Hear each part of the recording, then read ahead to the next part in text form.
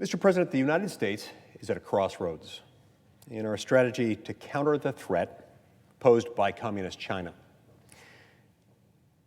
And it's vital that we place ourselves in a position to compete with China, to be sure. But it's equally important that we consider just what kind of game we're playing and just what kind of competitor we aspire to be. The bill before us, the Endless Frontier Act, aims to counter China primarily by boosting technology research and development. No doubt, these are important components of any strategy to counter China.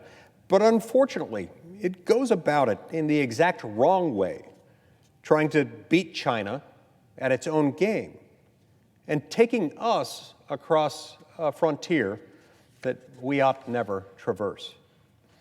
In fact, models of some of China's own bad strategies are emulated in this legislation. Strategies that are in exact opposition, direct opposition, to American principles and American ways of life. Let's consider some of the hallmarks of communist China. In every aspect, the Chinese regime grows and centralizes the power of government at the expense of free citizens and free markets, an experiment that has expanded into dangerous and even deadly territory. Take, for example, China's record on human rights. China has gone so far as to enslave and subject the Tibetan and Uyghur people to forced labor, re-education, and torture. Under China's infamous one-child policy, it has brutally and barbarically forced families to undergo IUD implantation, complete sterilization, and abortion. It has a long, dark history of religious persecution and of silencing dissidents. Under President Xi Jinping, Chinese authorities have detained millions of Muslims and arrested thousands of Christians. They've seized control of Tibetan monasteries and closed or demolished dozens of Buddhist or Taoist temples. They've even practiced forced organ harvesting of members of the Falun Gong religion. Or consider China's actions in the realm of foreign policy. In true imperialist form, China is pushing its Belt and Road Initiative, a massive predatory infrastructure project stretching from East Asia to Europe, designed to massively expand China's coercive economic and political influence. It has spread Confucius institutes across American college campuses, entangling American universities with Chinese state policies and turning them into megaphones to repeat Chinese propaganda. In multilateral organizations, China continuously undermines long-standing democratic norms, instituting policies that instead benefit the Chinese Communist Party's authoritarian values. And it has held a tight, cronyist command and control grip over its economy, heavily subsidizing industries and constantly picking winners and losers. While China has picked up some steam through some of these actions, we cannot ignore that whatever momentum it may have acquired is of dubious success and minimal sustainability over the long run. You see, China, under the control of the Communist Party, has, in reality, one of the least efficient economies in the entire world. In terms of GDP per capita, it's quite the opposite of being at the top of the barrel. In fact, it's way down, right next to Cuba and Kazakhstan. It turns out that political corruption and state-owned enterprises come with some financial deadweight, too. The financial cost alone of enslaving, sterilizing, and brainwashing 12.8 million Uyghurs and other oppressed groups is steep, even as the human cost of this moral depravity is far worse and infinitely steeper. Killing future generations' potential through abortion is also as foolish as it is inhumane. As a result of its decades-long abortion and one-child or two-child policies, China is on track to lose a third of its workforce and age faster than any society in history.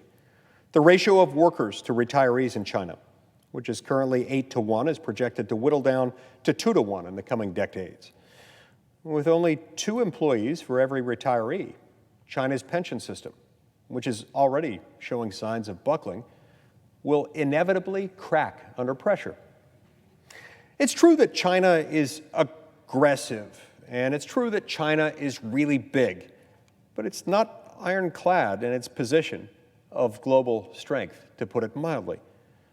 As its population ages more and more of its land falls into wasted, polluted squalor, it will have neither the inhabitants nor the resources to continue on its current course of perceived economic prosperity.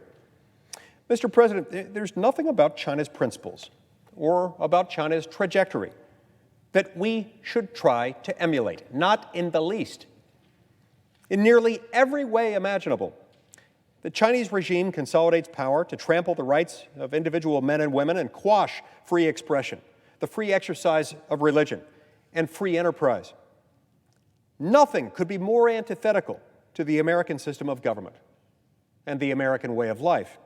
In fact, it's precisely the opposite formula that has made us the world's strongest and most prosperous nation.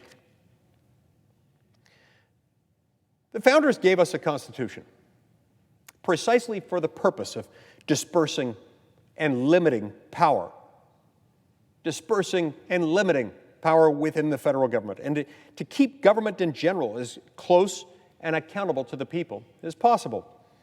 And they gave us a Bill of Rights precisely to safeguard individual liberty and protect our most cherished freedoms, empowering ordinary men and women to preach and live out their deepest beliefs in the public square, to gather and speak freely, to bear arms, and to petition the government in redress of grievances.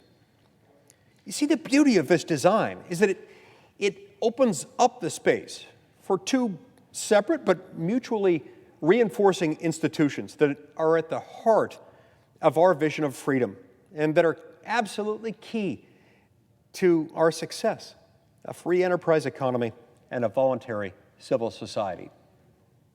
These systems work in tandem for everyone because they impel everyone to work together, harnessing individuals' self-interest to the common good of the community and ultimately that of the nation. It is the free market system that prizes human ingenuity, rewarding people for putting their God-given talents and their own exertions and resources in the service of their neighbors. The free market impels us to ask, what problems need to be solved? What can I do to improve other people's lives? It's the free market that created the wealth that liberated millions of American families from subsistence farming, opening up opportunities for the pursuit of happiness never known before or since in government-directed economies. These are blessings that never will be known in an economy dominated by a government.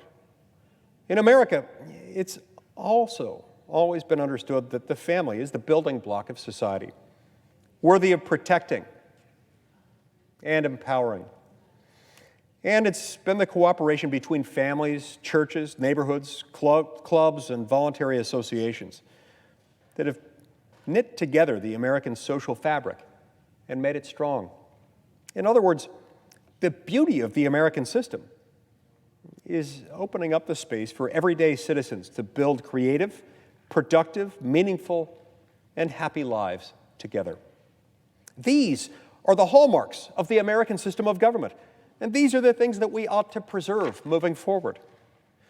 But unfortunately, Mr. President, the bill before us attempts not to double down on our successes, but to pivot to the so-called successes of China by federally hijacking research and development and crowding out the private incentives that bring successful ideas to market. It is a flawed and ultimately foolish strategy. First, in our free and democratic society, we'll never marshal the will to ramp up the taxes and spend China into the ground, nor should we try. Second, history has proven time and time again that centralized planning is a losing game. The U.S. has already tried the industrial policy experiment, picking winners and losers and causing great harm in the process. In fact, that's exactly how we've ended up with the terrible protectionist policies like trade wars and the Jones Act. The strategy of the Endless Frontier Act, however, is rooted in the mistaken belief that our markets have failed us. And the only means by which we can jumpstart our economy and create innovation is by trusting in federal government bureaucrats. So, what would it do in reality? Well, it would greenlight $54 billion in spending beyond our budget caps, with additional authorizations of $190 billion, and it would put this massive amount of money towards more government bureaucracy, producing a system where the government picks winners and losers in industry, creating artificial demand for inefficient technologies, crowding out the good research and development that the private sector already does, and increasing our manufacturing costs. If we are to compete with China and maintain our leadership in technology, what instead should be our path forward? What should we do instead of passing this law that tries to compete with China using strategies that work only for China and will never work here and must never work here? Well, we ought to do what America does and always has done best. Instead of chilling innovation and competition, we ought to decentralize power and champion trust in the private sector. We ought to decrease regulation, not invest in regulatory bodies. We ought to simplify and cut taxes, not offshore our jobs. We ought to use our critical minerals, not let them languish. We ought to partner with our allies, not restrict fair trade. We ought to harvest timber, not organs. We ought to defend families and not diminish them. We ought to encourage entrepreneurship, not crony capitalism. We ought to strengthen markets, not government. Two paths lie before us, Mr. President. I urge my colleagues to choose the better part and reject this bill. Thank you, Mr. President. I yield the floor.